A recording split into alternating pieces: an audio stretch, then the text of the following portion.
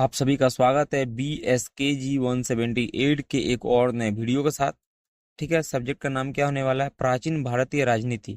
क्या होने वाला है? प्राचीन भारतीय राजनीति। तो इसके पहले जिन्होंने अभी तक हमारे चैनल को सब्सक्राइब नहीं किया वो हमारे चैनल को सब्सक्राइब कर लीजिए। साथ ही साथ टेलीग्राम चैनल को ज्वाइन करना ना भूलें, क्योंकि इन सभी पीडीएफ को पासवर्ड के थ्रू ही ओपन किया जाएगा। पीडीएफ को ओपन करने के लिए एक पासवर्ड की आवश्यकता पड़ेगी, जो आपको वीडियो में ही मिल जाएगा। ठीक है, तो चलिए शुरू करते हैं। यह भी एक बहुत इंपॉर्टेंट क्वेश्चन है, ठीक है, तो ध्यान से देखिएगा। चलिए शुरू करते हैं। तो आज का हमारा क्वेश्चन क्या है? मनु एवं कौटिल्य के राजनीतिक चिंतन को स्पष्ट कीजिए। क्या कीजिए? देखते हैं हमारा आज का आंसर। मनु एवं कौटिल्य के राजनीतिक चिंतन को स्पष्ट करना भारतीय प्राचीन राजनीतिक दर्शन को समझने के लिए अत्यंत महत्वपूर्ण है। यह दोनों चिंतकों ने राज्य, राजा, धर्म, न्याय और शासन की अवधारणाओं पर गहन विचार प्रस्तुत किए। ठीक है, परंतु उनके दृष्टिकोणों में कुछ अंतर भी है। नीचे दोनों के विचार की तुलना और व्याख्या दी गई है। ठीक है, तो चलिए देख लेते हैं। एक नंबर हमारा क्या है? मनु का राजनीतिक चिंतन जो है वो मनुस्मृति पर आधारित है। मुख्य विचार: मनु ने राज्य की उत्पत्ति को सामाजिक अनुबंध पर आधारित बताया है। क्या किया है? मनु ने राज्य की उत्पत्ति को सामाजिक अनुबंध पर आधारित बताया है, जहां अराजकता से शत्रु लोग ने एक राजा का चुनाव किया। ठीक है,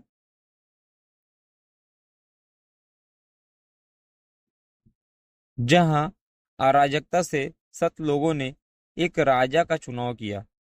ठीक है, दूसरा देखेंगे, राजा को धर्म का पालनकर्ता और संरक्षक माना गया। ठीक है, मनु का राजनीतिक चिंतन जो है मनुस्मृति के आधार पर ही बताया जा रहा है कि राजा को धर्म का पालनकर्ता और संरक्षक माना गया। ठीक है, अगला पॉइंट यहाँ पर आप 1 2 3 4 ये दे सकते हैं। ठीक है, 1 नंबर 2 नंबर या A B C ये भी दे सकते हैं। राज्य की सत्ता धर्म। क्या? राज्य की सत्ता धर्म धर्मशास्त्र पर आधारित होता है। क्या होता है? राज्य की जो सत्ता धर्म है वो धर्मशास्त्र पर आधारित होता है। राजा की शक्ति सीमित होती है। क्या होती है? राजा की जो शक्ति है वह सीमित होती है। ठीक है, अगला देख लेंगे। क्या अगला है? राजा का मुख्य कर्तव्य क्या है? राजा का मुख्य कर्तव्य प्रजा की रक्षा करना, धर्म की स्थापना करना और न्याय सुनिश्चित करना है। राजा का मुख्य कर्तव्य क्या है? राजा का जो मुख्य कर्तव्य है प्रजा की रक्षा करना, धर्म की स्थापना करना और न्याय सुनिश्चित करना है। ठीक है, अगला देखते हैं। कर कराधान को राजा के निर्वाह का समाधान साधन माना गया है। क्या? अगला देखते हैं। कर कराधान को राजा के निर्वाह का साधन माना गया है, परंतु उसमें नैतिकता आवश्यक है। ठीक है, अगला क्या है? दंड नीति शासन के लिए दंड का प्रयोग। क्या दंड नीति का क्या हुआ मतलब? दंड नीति का मतलब हुआ शासन के लिए दंड का प्रयोग। ठीक है, क्या हुआ? दंड नीति का मतलब क्या हुआ? दंड नीति का क्या मतलब हुआ? दंड नीति का मतलब हुआ शासन के लिए दंड का प्रयोग, ठीक है, को आवश्यक लेकिन धर्मसंग को होना चाहिए।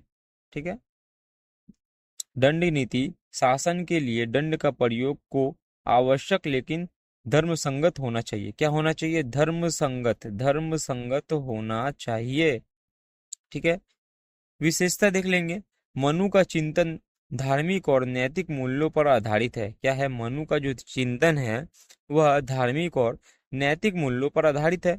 उन्होंने राज्य को धर्म का उपकरण माना है। क्या है? उन्होंने राज्य को धर्म का उपकरण माना है। कौटिल्य का राजनीतिक चिंतन देख लेंगे, जो अर्थशास्त्र पर आधारित है। ठीक है, ध्यान से इस क्वेश्चन को देखिएगा और हाँ, कमेंट करना ना भूले कि आपको ये जो मैं बता रहा हूँ सभी क्वेश्चन आंसर ये आपको सटीक समझ में आ रहा है कि नहीं। ठीक है, और अगर किसी भी तरह की कोई समस्या है तो भी आप कमेंट करके बोलिए कि आप समझ पा रहे हैं कि नहीं। ठीक है, मुख्य विचार क्या देख लेंगे? मुख्य विचार में कौटिल्य, जिन्हें चाणक्य के नाम से जाना जाता है। ठीक है, कौटिल्य का चिंतन यथार्थवादी और व्यवहारिक था। उन्होंने शक्ति, राजनीति और कूटनीति पर बल दिया। क्या दिया? कौटिल्य का चिंतन यथार्थवादी और व्यवहारिक था। उन्होंने शक्ति, राजनीति और कूटनीति पर बल दिया।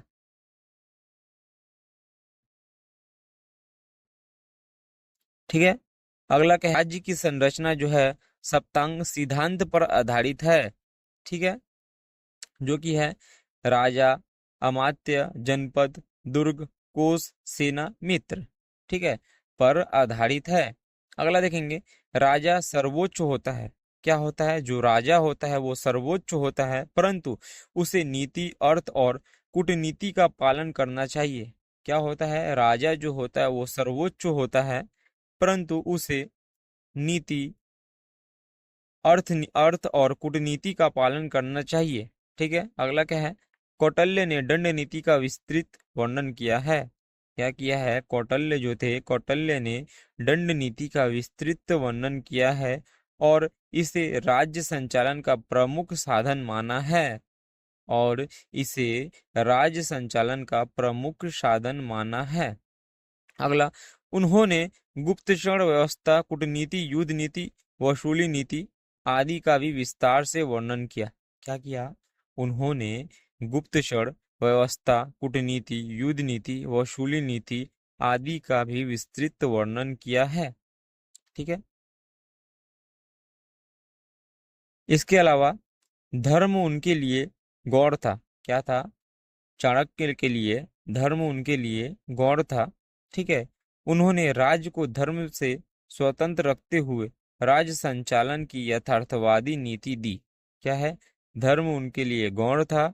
उन्होंने राज्य को धर्म से स्वतंत्र रखते हुए राज्य संचालन की यथार्थवादी नीति दी। ठीक है। अगला देखेंगे, विशेषता क्या है, विशेषता है कौटिल्य का दृष्टिकोण व्यवहारिक, राजनीतिक और कूटनीतिक था। क्या था, कौटिल्य का दृष्टिकोण व्यवहारिक, राजनीति और कूटनीतिक था। उन्होंने धर्म की बजाय सत्ता और राजनीति को प्रमुख माना।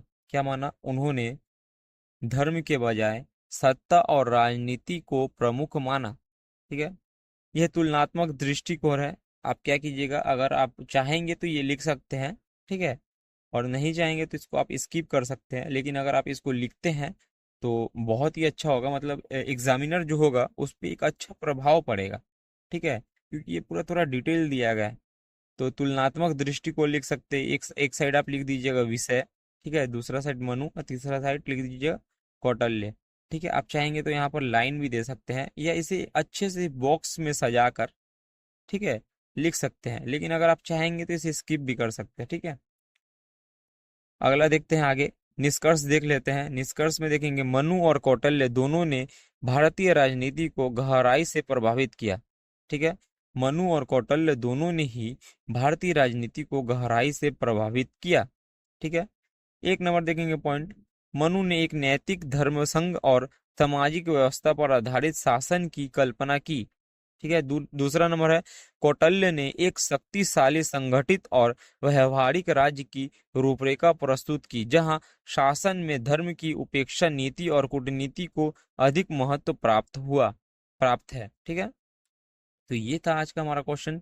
जिन्हें भी हमारा ये वीडियो अच्छा लगे वो हमारे चैनल को अवश्य से अवश्य सब्सक्राइब करें। ठीक है, टेलीग्राम चैनल को ज्वाइन करना ना भूले, क्योंकि सभी इंपॉर्टेंट नोट्स और नोटिस टेलीग्राम चैनल पर ही अपलोड किया जाए।